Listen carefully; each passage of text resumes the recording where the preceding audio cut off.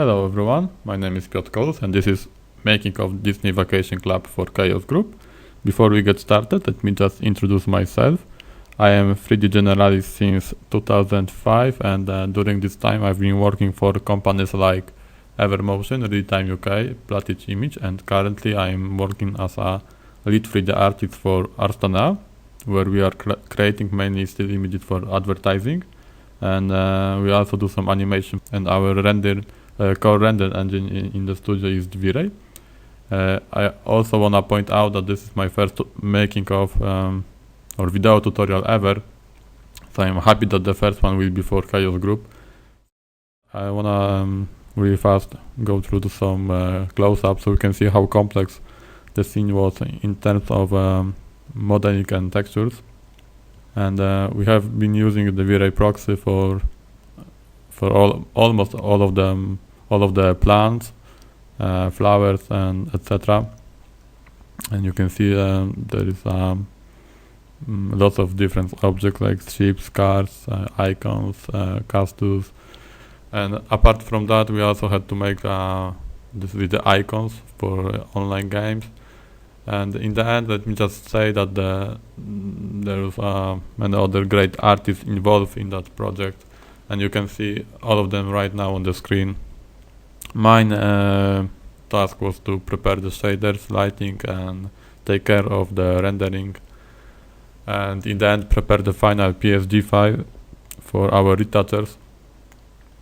And I think that's all for the intro, so let's just jump to another section where we will talk about the pre-production and production tips and tricks. In my opinion, this is one of the most important aspect of each project, and I think you should spend here much more time in the production. And if I have to explain all the whole brief in the one sentence, this is how it should sound. So create key art for 5 Disney board game lands that will be used to build a large connected board game. And we start from this, and later on we get this approximation amount of game space for the first Safari Island. And we also get lots of visual reference from client. And the funny thing is that each of these locations exists in the real world, so it wasn't so hard to find the right reference on the Google. But in this case, we get I would say the few more important reference directly from the client. So we know exactly what kind of object they want to put on each of the island.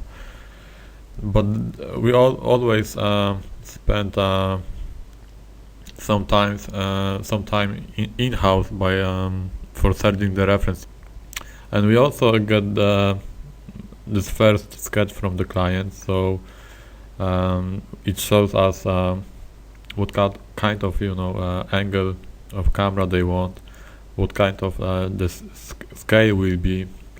And from that we start our in-house concept art, and we start from the black and white sketch, then we go for the colors, more detailed version of the building, and add some trees, cars, and then this concept goes to the client. They give us feedback, and we start tweaking it more and more, and I believe that's the latest concept of Safari. And from that on, my team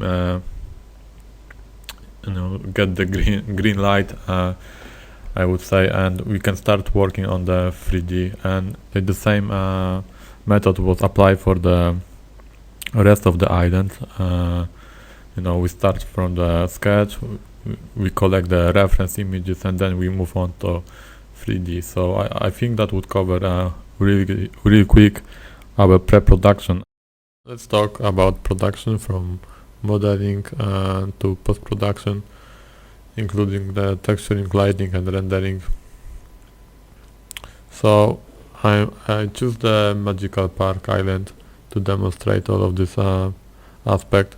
Let me start from the modeling, and I prepare some renders for you, so you can see how complex the all of the props were. Our goal was to take this and reduce the level of detail to make it look more cartoon. So that's the car that is you can see here, and then there's the building also, and the castle. So let me just show you now how this looks in the 3D. And as you can see, there's really lots of detail inside all of the buildings. Another building here, lots of small flowers, lamps, and we have been using the V-Ray proxy for the more high poly mesh, so that doesn't break the, the scene when it comes to rendering. And there is the car here, some crazy animals, another castle here, and some Mickey Mouse. So yeah, that's I think all I can say about modeling. As for the textures, most of the time we end up using just the box mapping or planar mapping. Only few objects in the scenes were proper unwrapped, and one of them in this case is the ground. So we prepare 4K maps for all of the ground, and the maps looks like this one, and we have been using the Photoshop for all of the maps. And I always bake the ambient occlusion map when start working on the texture, so I know exactly where the object stays in the ground, so I can focus on the area that I know that I'm gonna see in the from the camera on the render. And but on few examples I go for the camera mapping, and let me show you this map. So that's the majestic woodland island, and in this case I go for the camera mapping. So I pick up all of the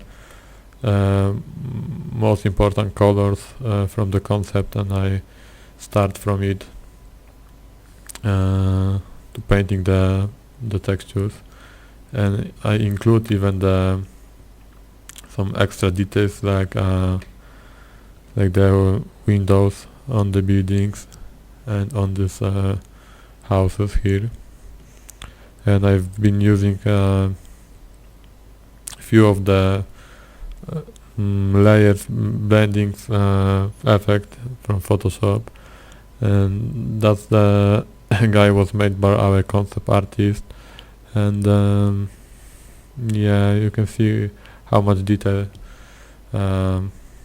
we put in these ground maps. And as for the lighting, it's pretty simple, I think.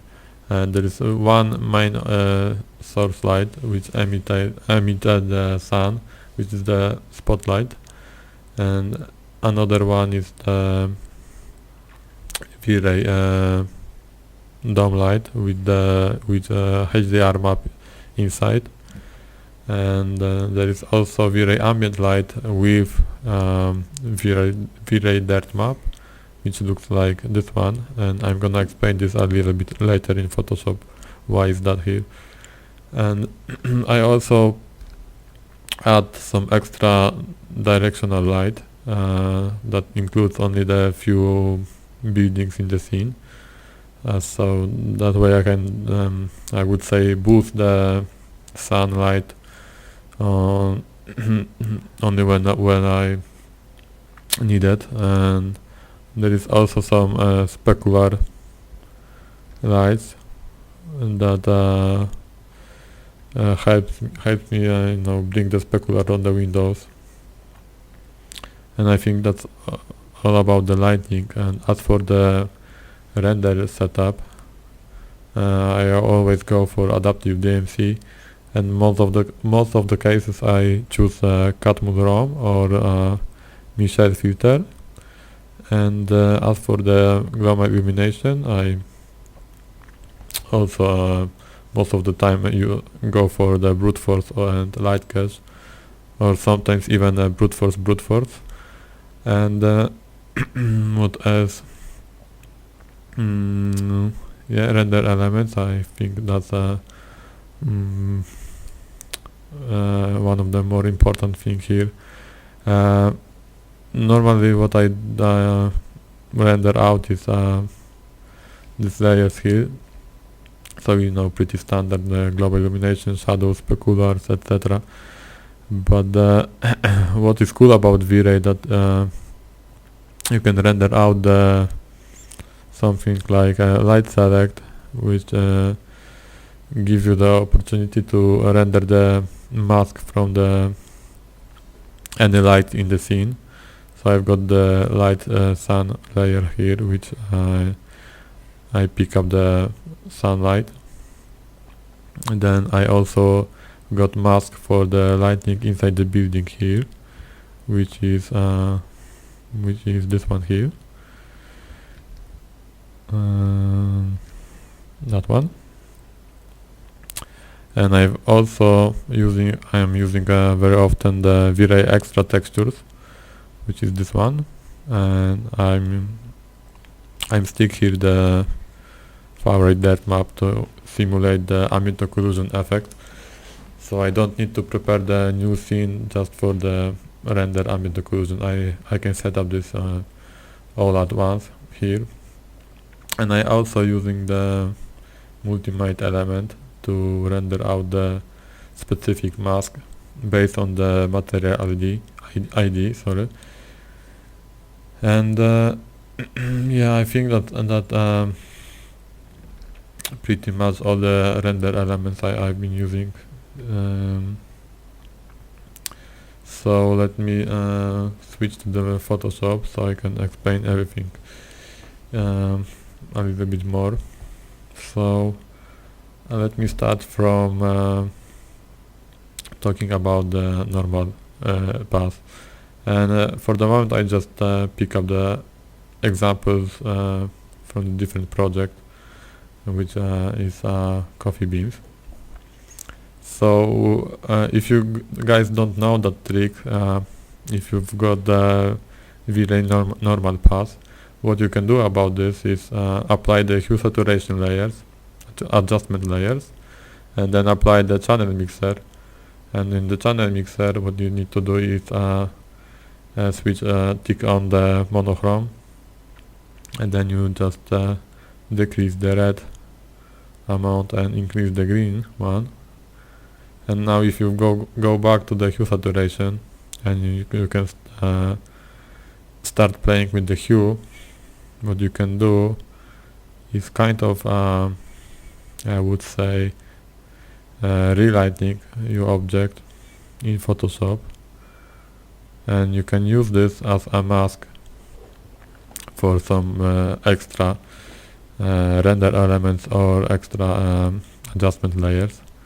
So let me explain this on the Disney example.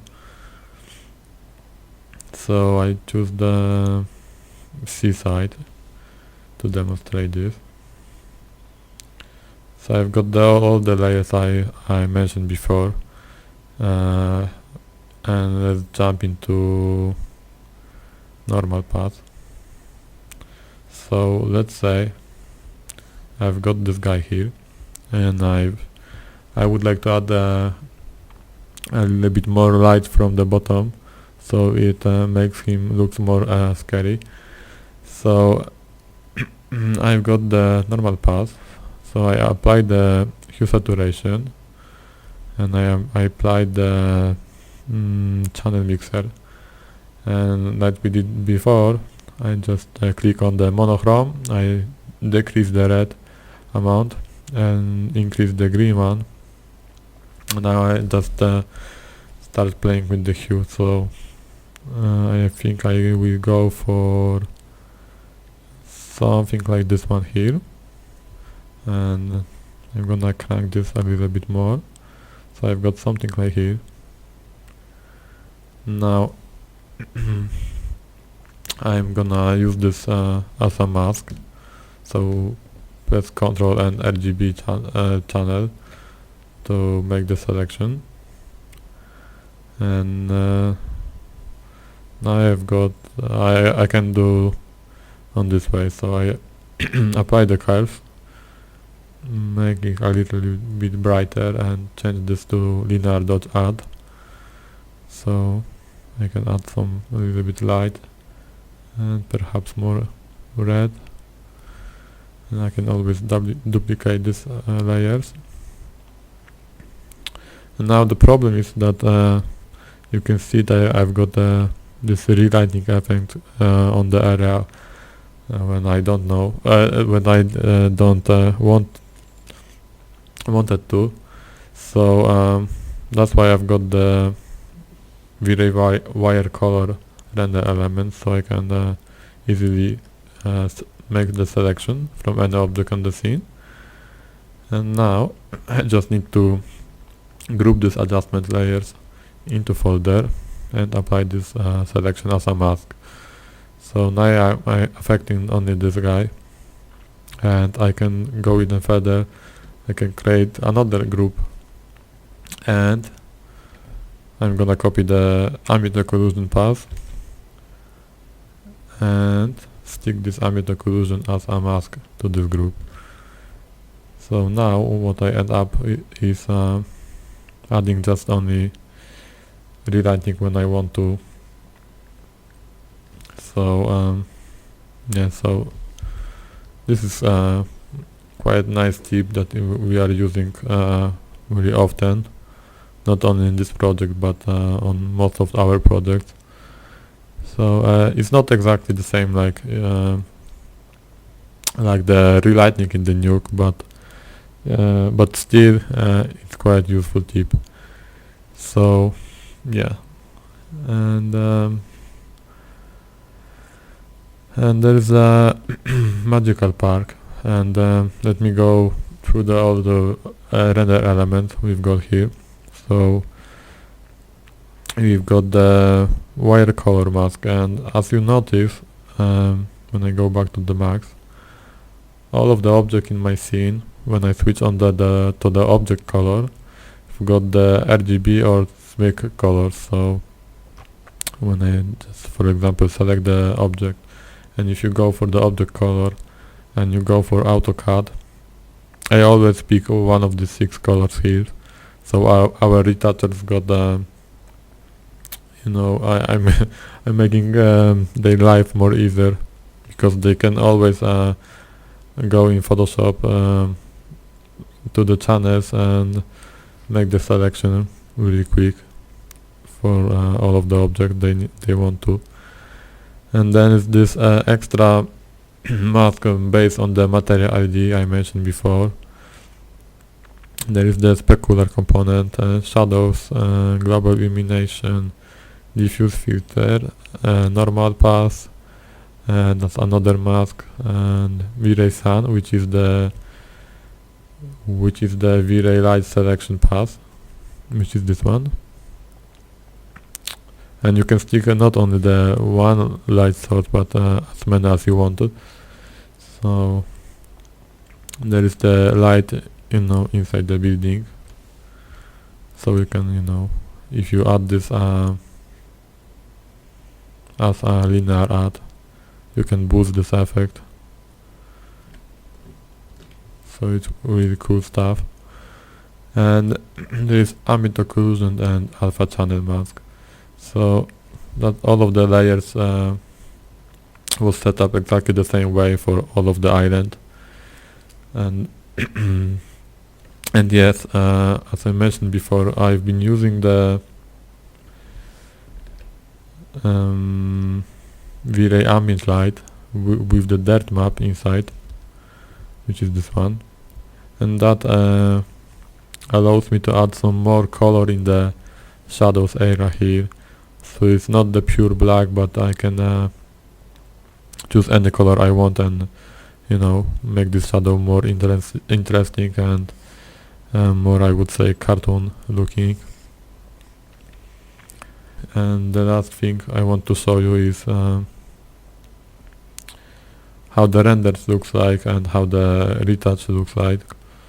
So let's start from the C side. And yeah, so that's the final image after the retouches have done the job, and that's the final 3D. So we add obviously we add some smoke, lavas, more detail and stones around here, etc. In the end we also choose the to the different colors for the game icons and add more detail in the water. I might add some turtle and etc. And what we always do in retouch is to blending the grass into ground, because that would be very time consuming in doing this in 3D. And another one is let me just open Magical Park. Yeah. So that's the final retouch file, and this is the final 3D. And yeah, that's the right select path. So it helps boost the lighting from the building, and the same effect was added here. So bring the water wall more apparent, add some caustic in the water, more contrast, more saturation. And we decide to go pick up all the icons from the Safari Island and just change the colors, and we didn't go for making all of the icons in 3D for all of the islands. We just prepare icons for the first island and then copy and paste to the another one. So yeah, this is how the image looks like in the end. And I think that's all. And in the end, let me just give you another tip. You might notice that let's say in the seaside layers, all of my layers are got exactly the same name as files, and my tips for you is to just go for the script and use the load files into stack options. What does is you can select as many files as you want, choose OK, and Photoshop will open the files and copy and paste the name of the files into a proper layer. So that's really useful when you've got lots of the layers like this one. Tip about the V-Ray camera, I want to point out that this is one of my favorite. So let's jump into Max. I prepared a simple scene here. I've got my concept image set up as a background on the left viewport, and on the right viewport I've got the camera and my space to work. This is what I normally do. So I set up the image on the left, and on the right I start modeling, and I can match the the biggest part of the concept pretty well, like the ground here. Although I want to point out that that isn't the final concept, so forgive me that, but that's not the point. So I can match the ground, and I can match the different elements as well from from that camera. But the problem appears when you have to start working on the small object, like let's say this house. So if I unhide this object, and I can pretty much match the concept, but I don't see is it good enough or not. You know, I can start add some more detail. But let's say I wanna add these windows and doors, excuse me, and it's really hard to do from the standard camera. So what you can do about this? Well, you can use the V-Ray camera, but before this you need to convert your standard camera to V-Ray camera, and you can do this by using this pack of scripts. And if you go to Google and you type this LLS V-Ray tools, and just simply download this file here. And if you unpack this, go to anything to physical camera folder, and simply drag and drop the script into your Macs, and just simply click convert cameras, and then let me hide this camera here. Then you will end up with the V-Ray physical camera, but the reason I have to move my V-Ray camera so far away from the scene is because I wanted to, because the standard camera was used as a orthographic projection, which V-Ray camera doesn't support. To simulate this, you need to move far away your camera from the scene and set up some crazy focal length value like this one. And now if you switch on to the V-Ray camera, I was in the V-Ray camera, that's the standard one, and that's the V-Ray camera. Now what you can do is just simply select the camera, and you've got the three options here: zoom factor, horizontal offset, and vertical offset. And you can start play around with this one. So you can zoom in your model, and you can offset the camera. But the problem is the background stay on the same position, because it's displayed as a environment map, and that doesn't work with this method. So what you need to do, let me just reset this to default. What you need to do is simply create the plane like this one, and simply position this straight in the front of the camera. You know, you can let me do this for you.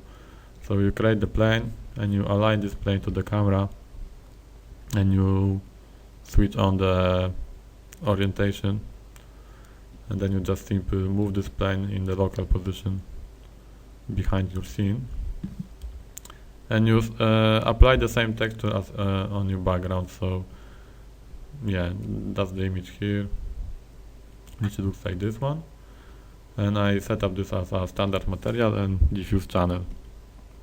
And now and also switch on the show the texture in viewport. And now what you can do is you see this plane from the V-Ray camera here, okay? And now if you start playing with your zoom factor, you can actually zoom in on your model, and your background is zoom in as well. So it's pretty cool. You can zoom in even further, and if you hide both cameras, and you can select your houses, now you can start working on really cool detail that match your concept pretty well. So yeah, and I'm using this method all the time now, and actually it doesn't matter what kind of project I do. So I hope you find this method pretty useful. The last thing I want to recommend to you is to go to the V-Ray forum and go to the V-Ray for 3ds Max render theory, and go to the understanding DMC samples. And the reason I mention this is because I discovered this topic after the Disney vacation project have been done, and I checked this this method of rendering, and I need to say it's really awesome. So spend some time to read and understand what the people are saying here, because you can drop the render time from, let's say, 10 minutes to 6 minutes, and you get rid of all of the noise from reflection, specular, and global illumination path. So it's pretty cool stuff. So I highly recommend to you guys to read this stuff. And I think that would cover the production, I would say, on this project here. So thank you.